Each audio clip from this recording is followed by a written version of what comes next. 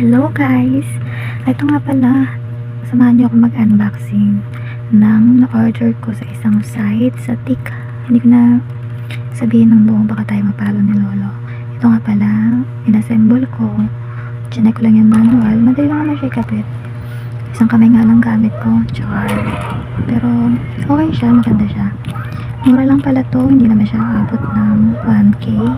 Mga 700 plus lang naman siya. Kasi may voucher ako nakuha. So, mas napamura ako. Tapos, ang layo pa ng lugar. Palawan. So, may shipping. Free naman yung shipping niya.